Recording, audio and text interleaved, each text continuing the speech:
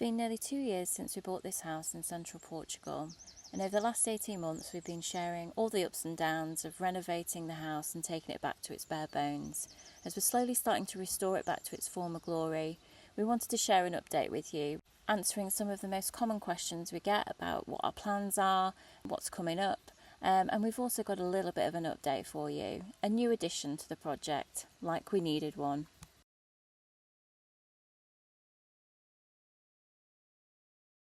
The first thing I think we need to mention is what's going on behind us. The ruin across the road. We've managed to acquire it, or we're acquiring it. We spoke with the lady that owned it, and we've struck a bit of a deal, so that hopefully in the next 2 or 3 weeks we'll have that cleared, and we'll be able to start making it look a little bit prettier. Yeah. It's an eyesore at the moment. Yeah, as you can see from the front, the blockwork's not very nice, so I've got a few ideas of what I want to do with it without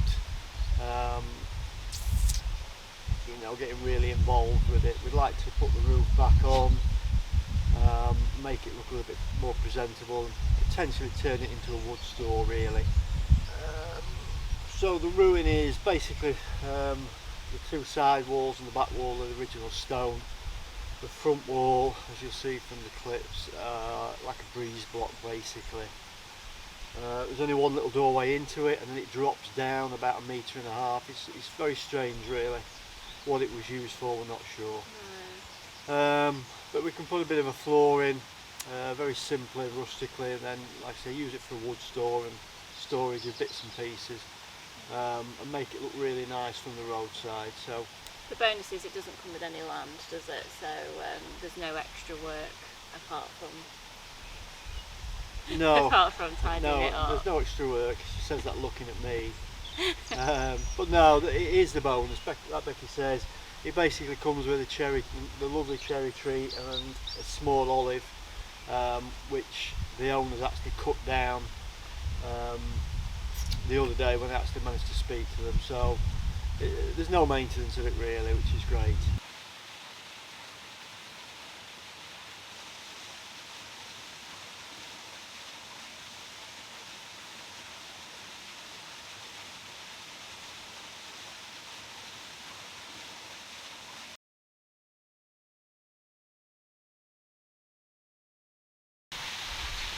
So moving on from one ruin to another. We've spoken in several episodes about how we want to buy the ruin next door. That ruin next door is situated behind us. It's been for sale for many years, and originally it was a house, wasn't it? Yeah. When it was put on the market, it was 4 walls and a roof. But obviously over the years I suspect the roof's caved in and then everything else has started to fall around it, so it is a ruin. It's beyond repair realistically, but we would like to buy it because it comes with some land that sits directly behind our house.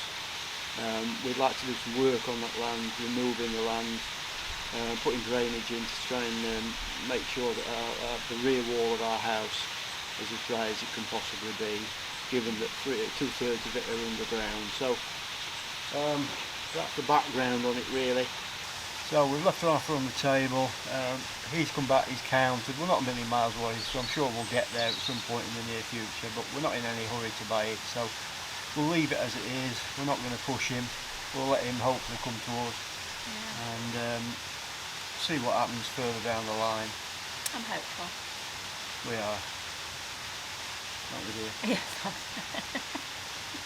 Always hopeful.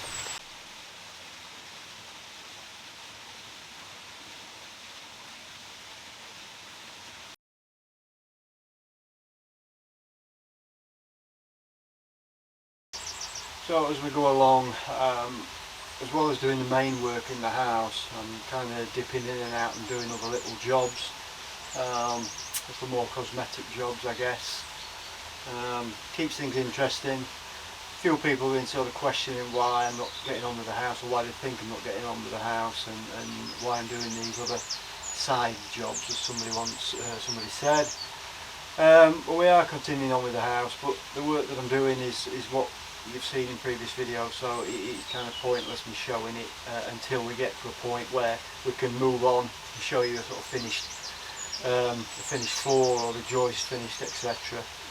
You know, we've done the various jobs in this courtyard area, this undercover bit, the doorway of the house, obviously the shells and the lintel in the courtyard, other bits and pieces. We're constantly doing little jobs, and I'll keep doing these other little jobs that need doing.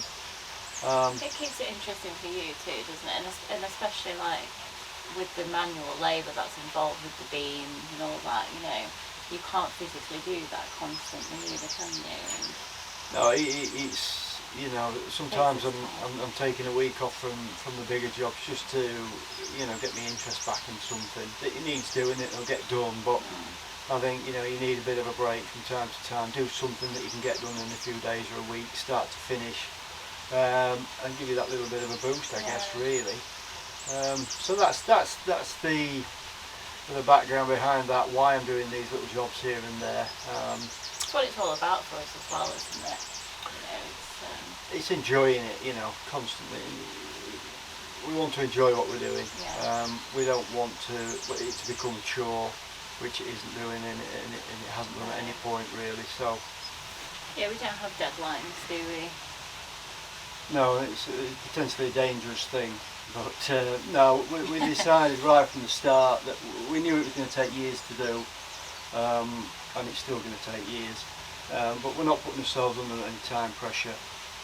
We've done it once with trying to get the extension to our cabin done in time for Becky's mum coming on holiday, and it just didn't work. I was just getting myself stressed and wound up and finishing at 8, half 8, 9 o'clock at night. You know, I've been working from the same time in the morning, so it just doesn't work. We'd rather take a time, enjoy it, live our lives outside of doing this as well. And just, you know, enjoy the whole point of us, you know, the reason that why we moved here in the first place. Just take a step back and enjoy our lives a bit more. And that's what we're doing, that's what we'll continue to do. So if you are an impatient person, this may not be the channel for you. Yeah, no, not at all.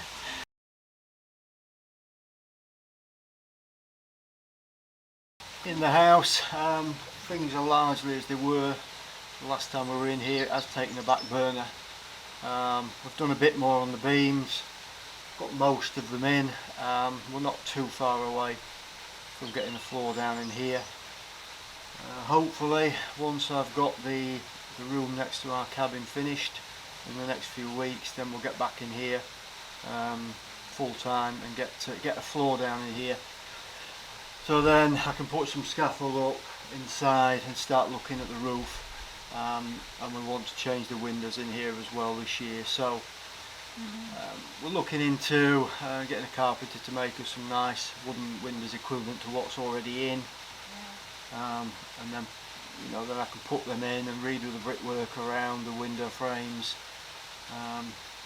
which is, you know, another nice feature of the house. Very similar to the doorway that we've been doing recently. Yeah, so we're not too far away from getting the floor down, even if it's a temporary OSB floor. Then I can get some scaffold up and start looking at the roof, really, start looking at what needs to be replaced. It looks good, but obviously, as we found as we've gone along, you know, a lot of the wood isn't serviceable. So we'll get to that point, get some scaffold up, get up there, and have a real good look and see what we can find.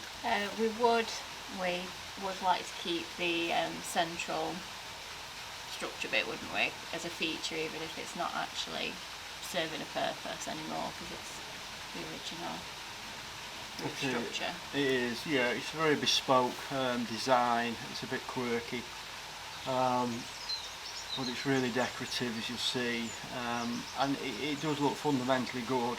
There's one or two pieces that I can see that's got issues with, so hopefully we can replace it piece by piece here and there, firm up the joints, maybe with some metal work, etc. It's a good solid roof, it doesn't leak. I think that's a lot of people seem to think it needs completely replacing, and I don't know, we're not 100% sure it does, because it is serving a purpose as it is, isn't it? We don't have leaks or... No, it looks a lot worse than it is, but it is fundamentally good, so hopefully we'll get away with you know, minor intervention rather than major overhaul, but you know, we'll see as we get further down the line. Still a lot of work to do, but we'll keep chipping away at it and keep getting a bit done. Yeah, never ending. So long term, upstairs here we want to have a bedroom and a bathroom, and then like an open plan kitchen, living, dining area. That's kind of the first stage of the house, isn't it? And then if Michael still wants to carry on, we'll try and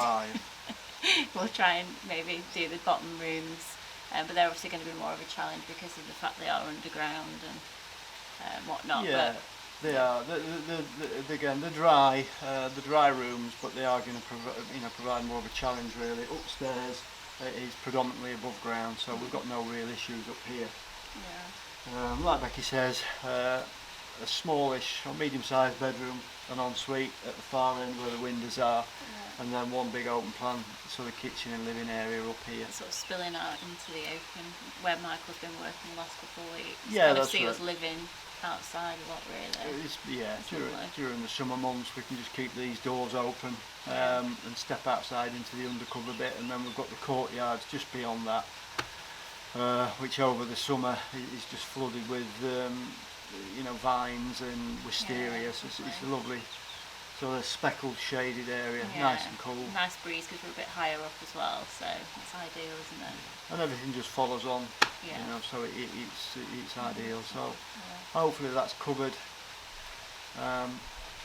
most of the house, etc. That's taken us another 5 years down the line, so... Yeah, 2 or 3. You heard it here first. Yeah.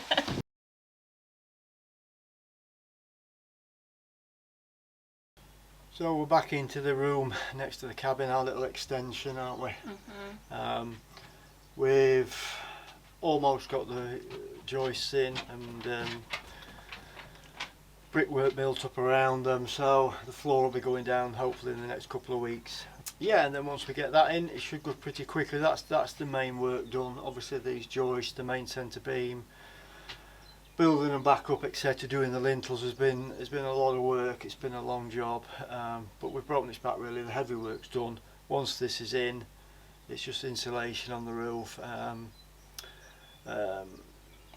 Yeah, like I say, floor down, and we're not far off ready to move in here really. We have spilled into this place already.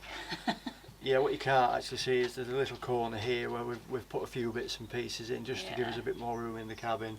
It's wonderful actually, it's made a difference, hasn't it? Yeah, just a couple of square metres, and we're going to have 3 or 4 times this size, so it's gonna make a big difference to, you know, go from living in the cabin, which was sort of 5 by 3.5 metres, everything in one room, to having more than twice as much space for the same stuff. So it's going to make a big difference, given that we're going to be in here for a couple more years really at least.